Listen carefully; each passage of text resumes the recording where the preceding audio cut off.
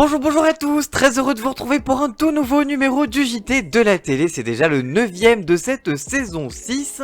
Au sommaire cette semaine, dans les petites news à picorer, on évoquera le complément d'enquête consacré à Cyril Hanouna, on parlera de la soirée anniversaire de la guerre en Ukraine par France 2, on parlera des Baudins qui auront droit à un nouveau prime sur M6, on parlera des 10 ans de Super Nanny qui seront fêtés sur TFX, et enfin on parlera de Louis de la Starac qui signe lui aussi en maison de disque. Sans oublier les gros dossiers de la semaine. Cette semaine, on parlera des 20 ans de la nouvelle star qui seront bientôt fêtés par M6. On parlera de la nouvelle saison de Pékin Express sur M6 toujours. On parlera aussi également de Denis Brognard qui a été accusé de harcèlement moral par plusieurs de ses collaboratrices. On vous dira tout dans cette émission. Et enfin, on terminera par un dossier sur les apprentis aventuriers qui seront de retour sur W9 très bientôt.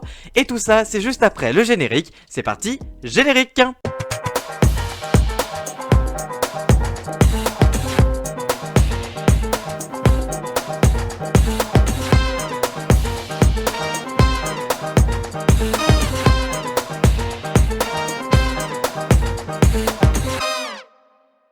Et comme chaque semaine, on commence par les petites news à picorer, c'est parti! Cyril Hanouna a révélé dans TPMP que Complément d'enquête préparait un portrait de lui pour une future émission sur France 2. Le troublion de la 8 a indiqué, je cite, « Si vous voulez vous aussi avoir votre complément d'enquête, n'hésitez pas à parler des 4 milliards, ça tombe illico », en référence à son indignation le 16 janvier dernier sur le montant annuel alloué au service public de l'audiovisuel. Toutefois, Cyril Hanouna va un peu vite en besogne car selon Pure Média, le magazine s'attelle bel et bien un portrait de l'animateur, mais depuis début janvier et donc avant la sortie du présentateur. Sur le plateau de C8, il a qualifié de consécration l'intérêt que lui porte l'émission d'investigation de France 2. De son côté, son présentateur Tristan Walek indique, je cite, « Phénoménal, c'est à voir, phénomène à coup sûr. Cyril Hanouna mérite bien son portrait dans Complément d'enquête et on compte sur lui pour accueillir nos caméras dans les coulisses de TPMP. Deal, alors, affaire à suivre. » Le jeudi 16 février prochain, France 2 proposera une soirée spéciale à l'occasion du premier anniversaire de la guerre en Ukraine. En effet, la chaîne proposera un 20h spécial présenté par Anne-Sophie Lapix en direct d'Ukraine, tandis que la soirée se poursuivra sur le nom Ukraine, une guerre sans fin. Présenté successivement par Élise Lucet, qui sera à la tête d'un numéro inédit de Envoyé spécial, où des équipes de journalistes du magazine se sont rendues en Ukraine pour évoquer le quotidien des habitants et des militaires. Caroline Roux à la présentation de l'événement, qui recevra des invités spécialistes des questions diplomatiques et militaires, et enfin Tristan Walek de Complément d'enquête, qui a enquêté sur les crimes de guerre en Ukraine. Les Baudins sont de retour sur M6. Le mardi 14 février prochain à 21h10, la chaîne proposera Anniversaire surprise chez les Baudins. Pour le synopsis, depuis sa naissance, toutes les fêtes d'anniversaire de Christian Baudin ont été de véritables catastrophes. Mais cette fois-ci, pour les 50 ans de son fils, Maria Baudin va tout faire pour que cet anniversaire soit inoubliable. Pendant que Christian travaille à la ferme, va pêcher avec son meilleur ami ou pense au permis de conduire qu'il va tenter d'obtenir pour la 5e fois, Maria se démène pour tout organiser.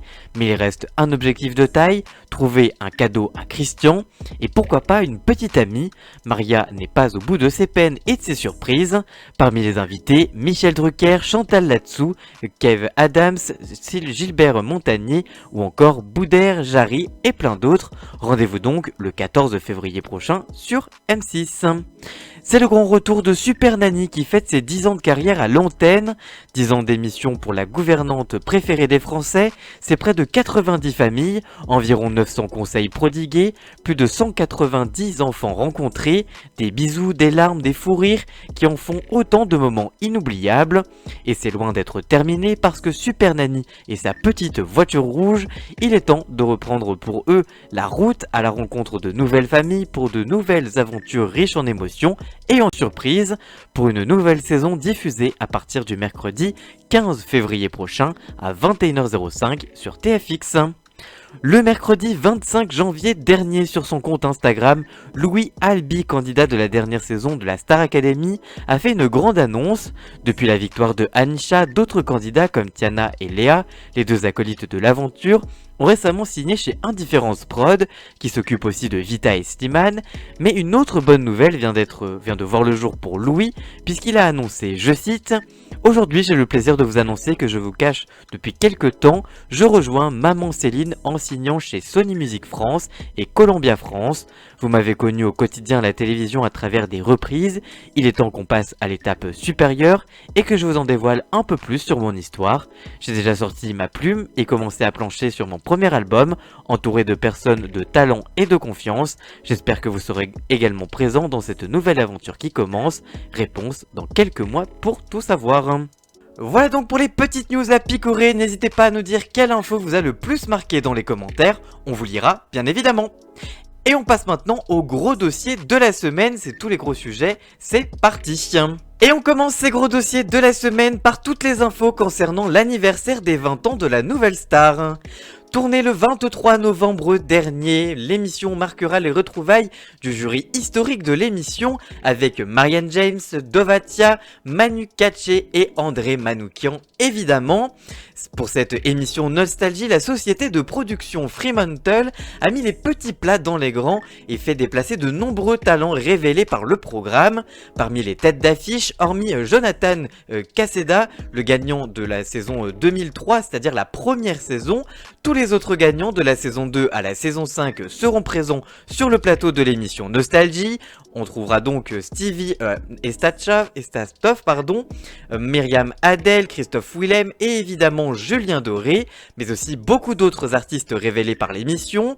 Après avoir repris le titre qu'il a révélé, Moi Lolita, eh bien ce dernier réservera une surprise de taille aux fans de l'émission en rejouant son emblématique et sa mythique audition dans Nouvelle Star avec Virginie Efira, là aussi emblématique animatrice de l'émission, en personne pour rejouer cette scène, une audition avec son ukulélé qui avait été l'une des plus marquantes et aux côtés duquel l'artiste aurait pu passer à côté. En effet, au-delà des prestations des candidats sur le plateau qui ont marqué l'émission, en solo, en duo, en trio ou plus, plusieurs magnétos feront évidemment revivre aux téléspectateurs l'émission et ses séquences les plus cultes. À l'époque notamment, le jury déambulait de ville en ville pour trouver la perle rare de la chanson française.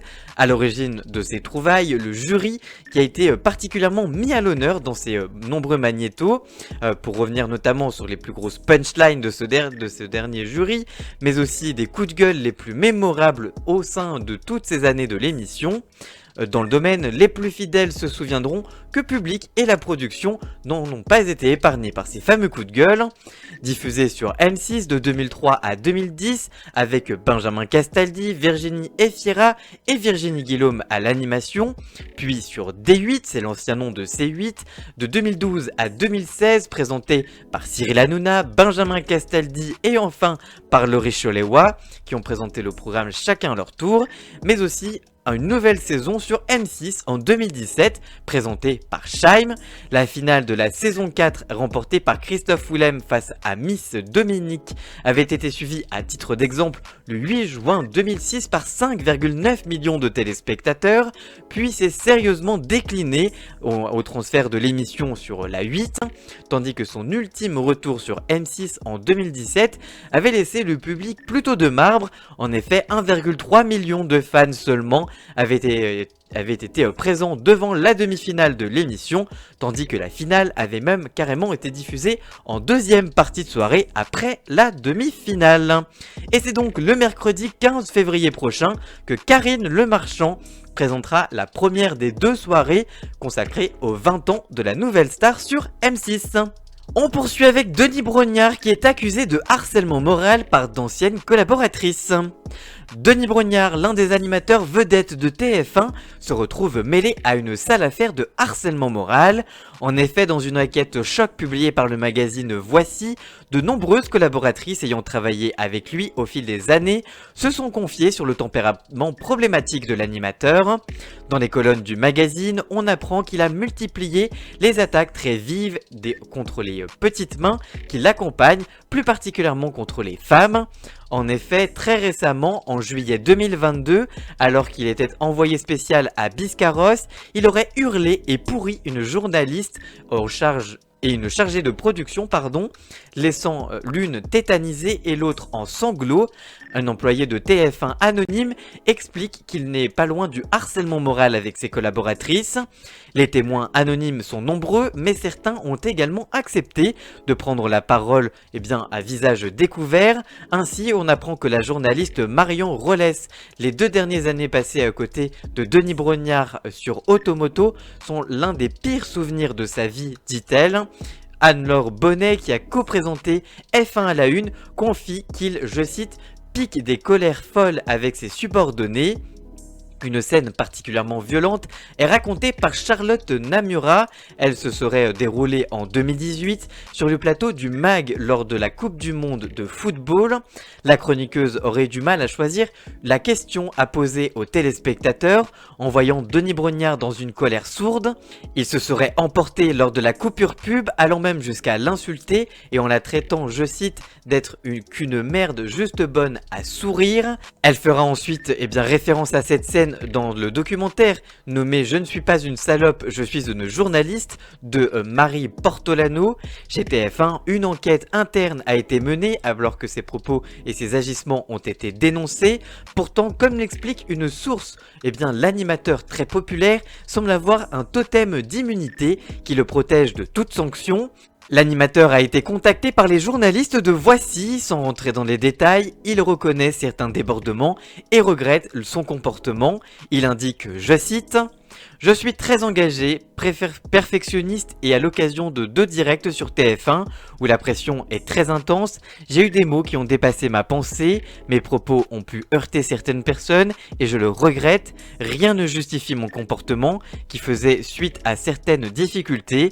Ces faits isolés ne rendent pas compte des relations privilégiées basées sur le respect et la bienveillance que j'entretiens avec les équipes techniques et rédactionnelles des programmes auxquels je participe depuis 30 ans. Je tiens à présenter mes excuses à celles et à ceux que j'ai pu blesser. » Voilà donc pour les accusations et pour les excuses de l'animateur. Reste à savoir si TF1 prendra des sanctions après ces révélations. Et on passe maintenant à toutes les infos concernant la nouvelle saison de Pékin Express sur M6.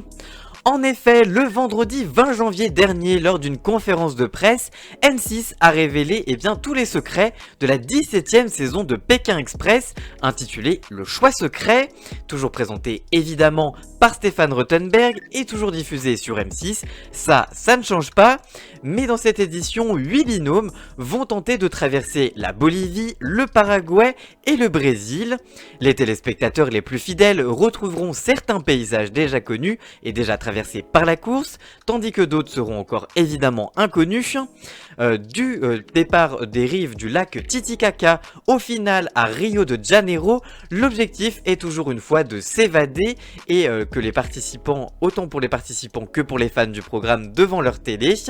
Il ne faut cependant pas s'attendre à souffrir de la chaleur en effet, puisque même si cette édition a été enregistrée en plein été en France, c'était l'hiver dans tous ces pays à l'époque du tournage.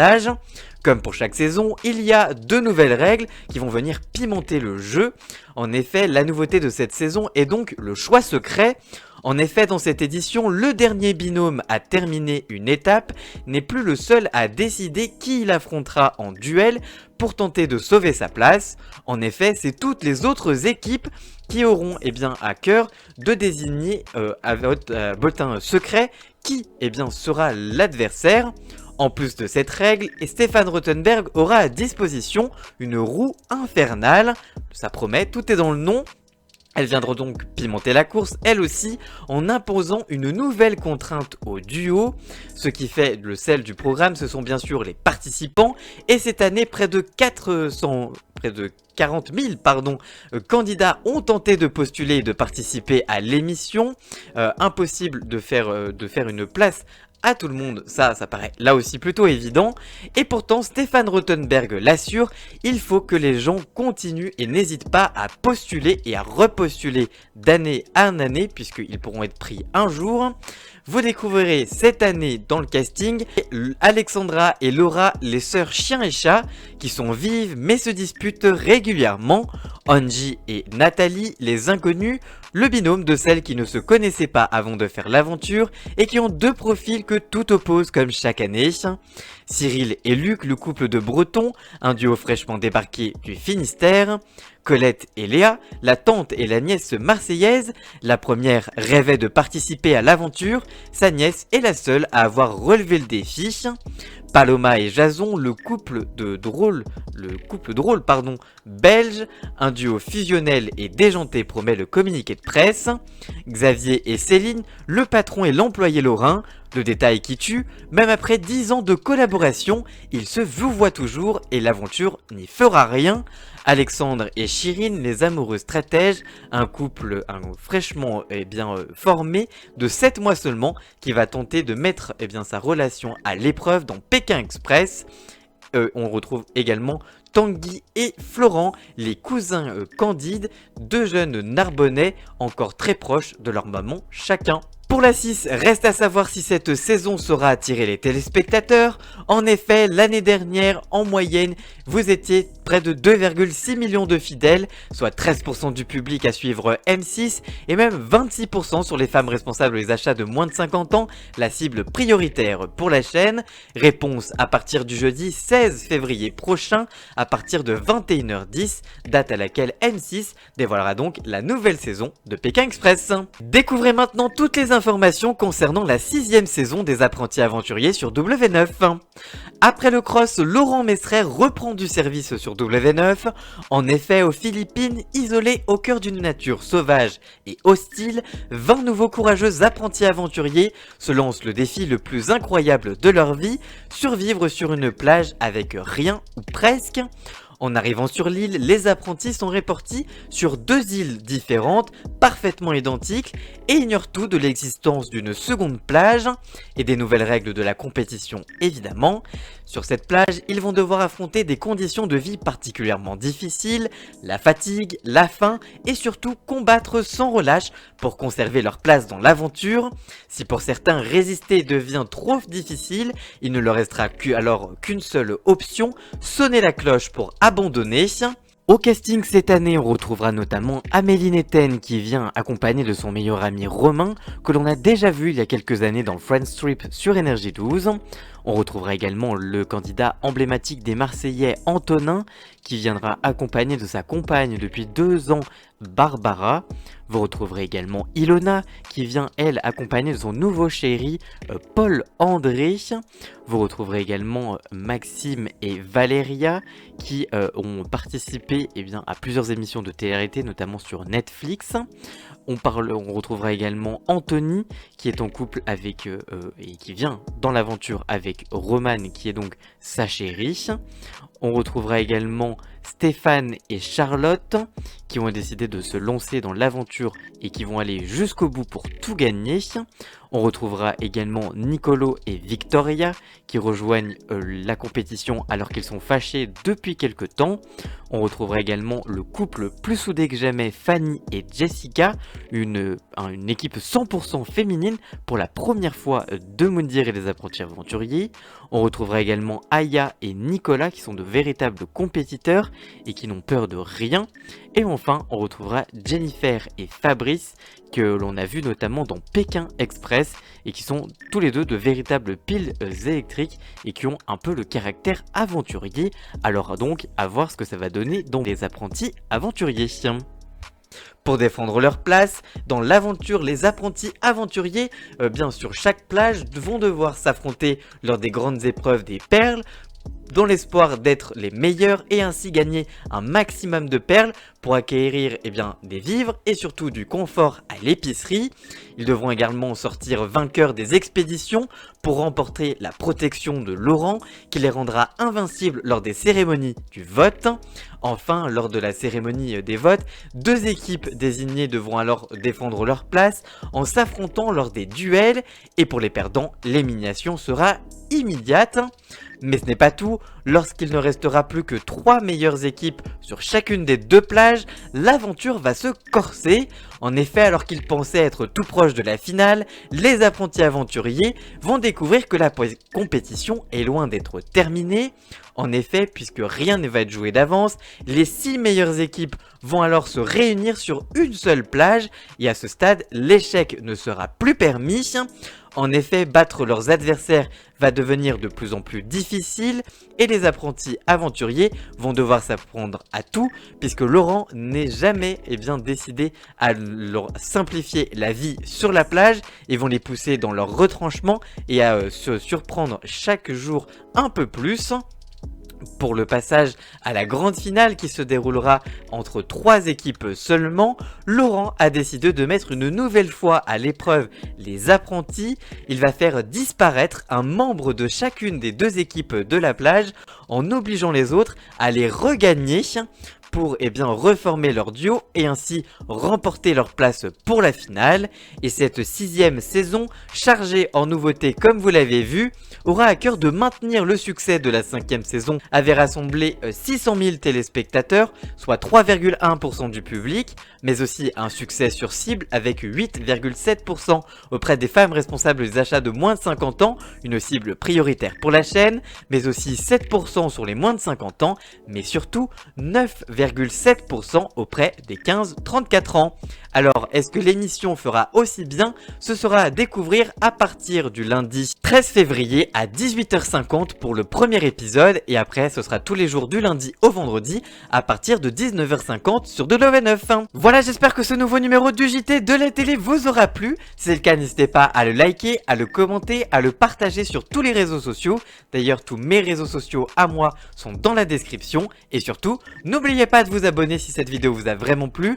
N'hésitez pas à me rejoindre sur tous les réseaux sociaux. Je viens de créer un compte TikTok où vous pouvez retrouver tous les extraits de ce JT de la télé sur mon compte TikTok, sur mon compte Instagram également, mais aussi sur mon compte Twitter. Donc n'hésitez pas à me rejoindre et nous on se retrouve très vite pour une toute nouvelle vidéo. À très bientôt. Ciao ciao.